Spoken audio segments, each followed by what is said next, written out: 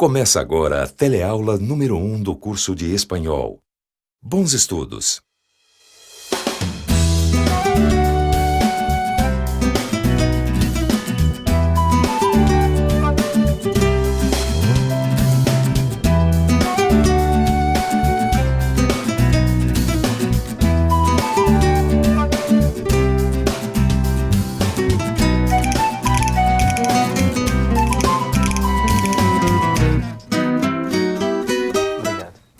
Olá, seja bem-vindo ao Telecurso de Espanhol. Eu sou o Sidney Santiago Cuanza e aqui, nas aulas do Telecurso, vou interpretar Gabriel, um estudante de letras que trabalha em um albergue ou, como se diz em espanhol, um hostal. E por isso, ele tem que estar com o espanhol na ponta da língua. Mas antes de aprender a língua, é sempre bom entender suas origens. E é sobre isso que vamos falar na nossa teleaula de hoje. Na teleaula de hoje, vamos apresentar os personagens do nosso curso e fazer uma viagem para ver como o castelhano estendeu seu domínio e se impôs sobre os demais idiomas e dialetos. Nós vamos também descobrir como o espanhol recebeu diversas influências ao longo do tempo. E ainda vamos ver alguns contrastes interessantes que aparecem dentro da própria língua.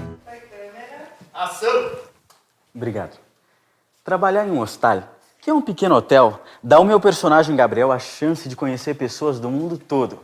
Gabriel adora a língua espanhola. Ele fica feliz quando chegam hóspedes que falam espanhol, coisas que acontecem sempre por aqui. Aliás, você sabia que o idioma espanhol é o quarto mais falado no mundo? O espanhol que conhecemos hoje é o resultado de mais de 1000 anos de transformação. Um processo que começou lá atrás, no século III a.C., na Península Ibérica. Naquela época, a língua falada era o latim vulgar. Soldados, marinheiros, barbeiros, escravos, todos usavam o latim vulgar para se comunicar. Porém, quando a Península Ibérica foi ocupada pelos romanos no final do século III a.C., uma transformação começou a ocorrer na língua.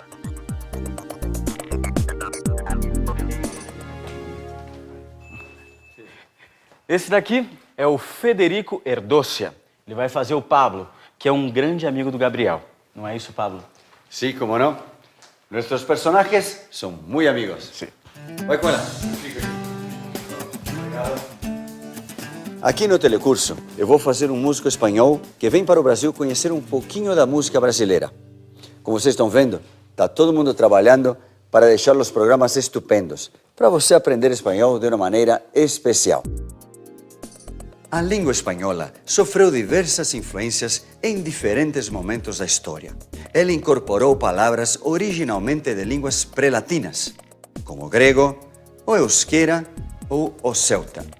Foi a ação dessas influências que a transformou na língua que conhecemos hoje. No começo do século V d.C., a invasão dos visigodos fez com que palavras germânicas também entrassem no idioma. 3 séculos mais tarde, a conquista da península pelos árabes introduziu várias palavras desses povos na língua espanhola. Do francês vem a influência dos eclesiásticos e de muitos peregrinos que faziam o caminho de Santiago de Compostela. Foram eles que trouxeram a parte francesa do idioma. A dominação da Itália pelos aragoneses fez com que a Espanha sofresse influência da moda e da literatura italianas. O primeiro registro escrito de que se tem notícia em castelhano são as glosas emilianenses, escritas entre os séculos X e XI. Viram só? Foram muitos os povos que ajudaram a criar a riqueza da língua espanhola. E o que eu gosto aqui no Hostal é que sempre tem um viajante que fala espanhol para bater um papo. Mas o nosso telecurso também vai acontecer em outro lugar. E é isso que Francis Helena vai mostrar para vocês agora. Bem-vinda, Francis! Muitas graças, Federico. Oi, gente! Olha esse cenário. Estamos na Hilandeiras, uma confecção que está crescendo e começando a exportar para os países da América Latina. E eu já estou quase pronta para interpretar Violeta. A minha personagem desenha e cria roupas. Mas ela não sabe nada de espanhol e ao longo das teleaulas aprenderá a falar com esses novos clientes. E para começar os estudos, Violeta já aprendeu que no final do século XV, as monarquias de Castela e Aragão se uniram. E foi com essa união que o castelhano aumentou bastante o seu domínio e se impôs cada vez mais sobre os outros idiomas e dialetos. Mas esse não foi um processo fácil. A reconquista da Península Ibérica começou com a luta contra os muçulmanos que ocupavam quase toda a Espanha e foi terminar com a recuperação do Reino de Granada, em 1492.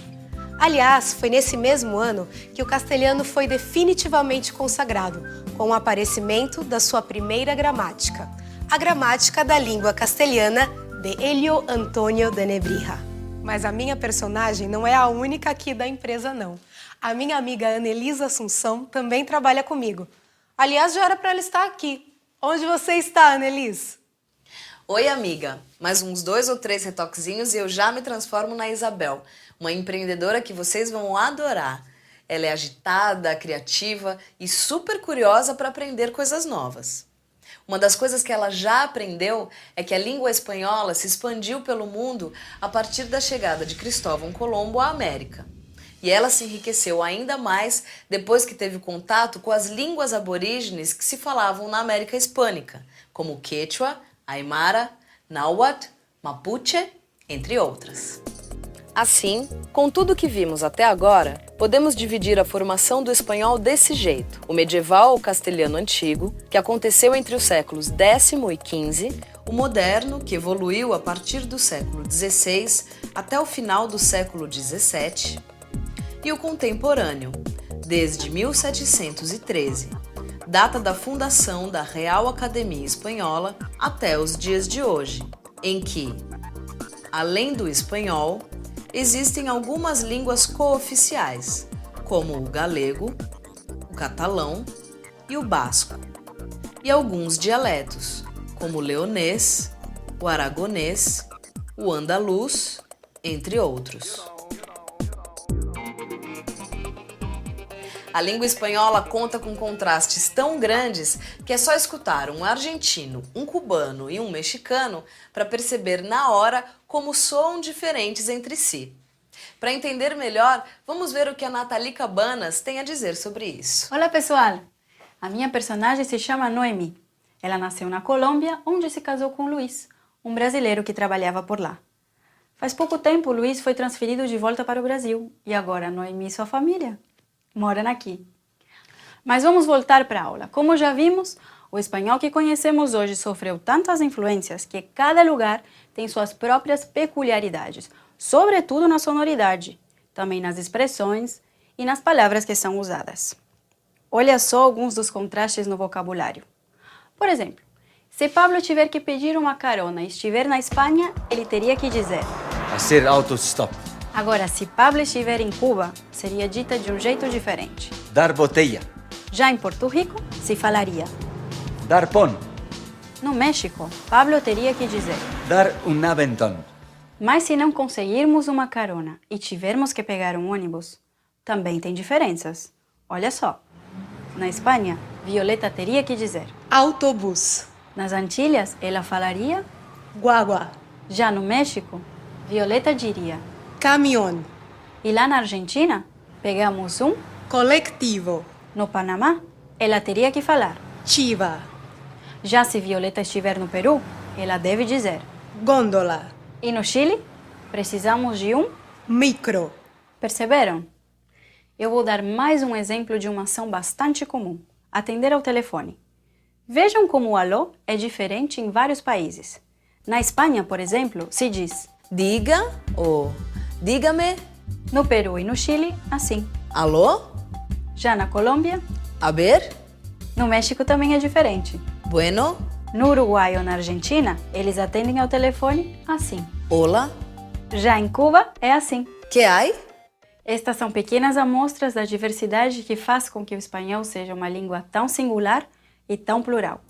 Essa diversidade, bastante evidente na América Latina, é o resultado do contato do espanhol com as várias línguas locais, que influencia não só o vocabulário, como acabamos de ver, mas também a pronúncia. Dessa maneira, uma mesma palavra pode ser pronunciada de forma diferente nos diversos países latino-americanos, sem que isso interfira na comunicação entre os povos. Agora que já vimos isso, só falta um personagem para vocês conhecerem. Ele vive viajando por aí. Rubens Cristóforo, cadê você? Obrigado, Nathalie. E aí, gente, tudo certo? João, meu personagem, é caminhoneiro dos bons. E ele viaja muito pela América do Sul. E nessas viagens ele acaba conhecendo muita gente que habla espanhol. Afinal, além de ser falado na Espanha, o espanhol é oficial em 19 países da América e do Caribe, como México, Costa Rica, Venezuela e Argentina. E também é o idioma nativo de algumas zonas dos Estados Unidos, como Novo México, Texas, Arizona, Califórnia e Flórida. É por isso que o castelhano é uma língua fundamental hoje em dia. Mas espera aí, você sabe qual é a diferença entre espanhol e castelhano? Afinal, tem diferença? Eu sei que não é igual, mas não sei dizer a diferença. Eu acho que deve ser igual. Eu acho que é igual. Acho que não tem diferença. Eu acho que a diferença é diferente. Eu acho que tem bastante diferença entre o espanhol e o castelhano. É igual, sim. Essa é uma dúvida muito comum, mas fácil de entender. Nos países da América onde se fala espanhol, os dois termos são considerados como sendo sinônimos. Entretanto, para muitos falantes bilíngues da Espanha, a denominação espanhol engloba outras línguas nacionais, como o galego, o catalão, o valenciano e o basco, que são considerados idiomas oficiais das suas respectivas comunidades autônomas. Viram só? As aulas ainda nem começaram para valer e nós já aprendemos um monte de coisas. Mas ó, antes de terminarmos essa primeira aula, que tal uma revisão do que a gente viu hoje? Al oro, que llegó la hora del repaso. Na teleaula de hoje, aprendemos que a língua espanhola é o resultado de mais de 1000 anos de história. Descobrimos que o espanhol é o reflexo de várias influências que foram determinantes para a sua formação. E que, ao longo do tempo, ele se sobrepôs às línguas cooficiais e aos dialetos. E ainda entendemos que o espanhol é oficial em 19 países e que, em alguns casos, existem formas diferentes para se dizer as mesmas coisas em diferentes lugares. Bienvenidos al telecurso de español. Les deseo a ustedes que disfruten al máximo de nuestras clases. Bem-vindos ao telecurso de espanhol. Desejo que vocês aproveitem ao máximo as nossas aulas. Eu já estou pronta. Já sei o texto, já terminei a maquiagem e estou ansiosa para começar a gravar. Acho que é a minha personagem Isabel que já está tomando conta de mim. O quê? Já vai começar? Ai, peraí que eu ainda tenho que passar minhas falas. Peraí. Agora já está tudo pronto. Vamos juntos estudar e aprender um novo idioma. É isso aí, gente. Espero que vocês tenham gostado de conhecer os bastidores da nossa equipe. Aqui, nós já estamos prontos. E vocês? Preparem-se, o nosso caminho começa agora.